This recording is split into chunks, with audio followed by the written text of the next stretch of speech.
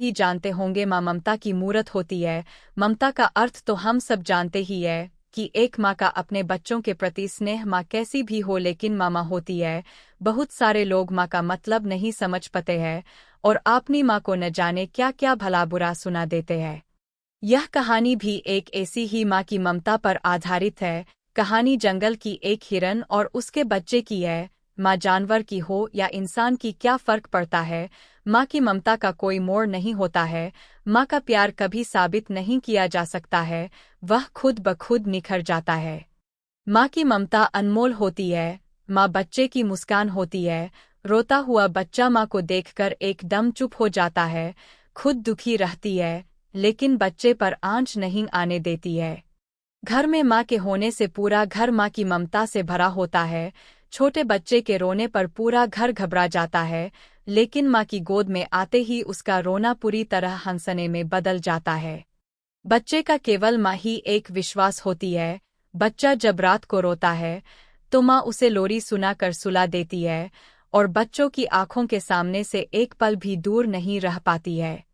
बच्चे को हमेशा अपने आंचल में छिपा कर रखती है, खुद से ज्यादा ख्याल रखती है। एक दिन की बात है, एक माँ का बच्चा छोटा था, वह बहुत नटखट था। उसकी हरकतें देखकर सभी हंसने लगते थे। बच्चा बहुत प्यारा था, उसने अभी अभी चलना सीखा था। चलने के साथ ही थोड़ा थोड़ा बोलना भी सीख गया था। आस पड़ोस वाले सभी बच्चे को बहुत प्यार करते थे, लेकिन माँ के बराबर कोई नहीं होता है। एक दिन घर के बाहर कुछ बच्चों के साथ खेल रहा था। आस पड़ोस के सभी लड़के वहां खड़े खड़े देख रहे थे। उसकी हरकतों ने सबके दिल को छू लिया था। खेलते खेलते अचानक पत्थर से ठोकर लगने से नीचे गिर गया और जोर से रोने लगा। पास करे सभी ने उसे हंसाने की बहुत कोशिश की, लेकिन बच्चा बंद होने का नाम ही नहीं ले रहा था। एक एक करके सभी ने प्रयास कर लिया, कोई अपने गोद में लेकर थेलाता तो कोई गुदगुदी करके हंसाता, लेकिन वह तो और ज्यादा रोने लगा।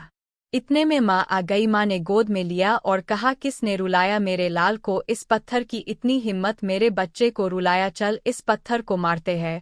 माँ की बात सुनकर बच्चे ने कहा, नहीं माँ, पत्थर भी रोने लगेगा। बच्चे की बात सुनकर माँ हंसने लगी, बच्चा भी हंसने लगा और पास खड़े सभी लड़के भी जोर से हंसने लगे।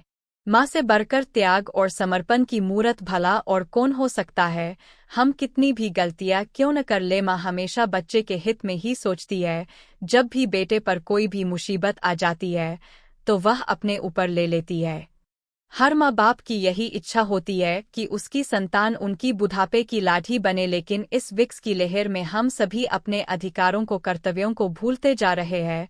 अगर हमारे माँ बाप हमें पाल सकते हैं तो हम लोग उन्हें बुढ़ापे में क्यों बेसहारे छोड़ देते हैं?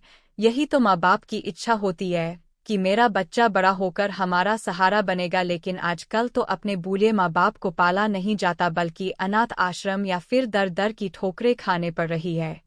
दोस्तों, मैं आशा करता हूँ कि आप सभी को हमारे द्वारा लिखा गया यह आर्टिकल पसंद आया होगा। मेरा इस कहानी को लिखने का मकसद यह नहीं है कि आप लोगों को ठेस पहुँचे, बल्कि मेरा उद्देश्य हर उस नागरिक को जगाना है जो अपने माँ बाप से दूर व्यवहार करते हैं।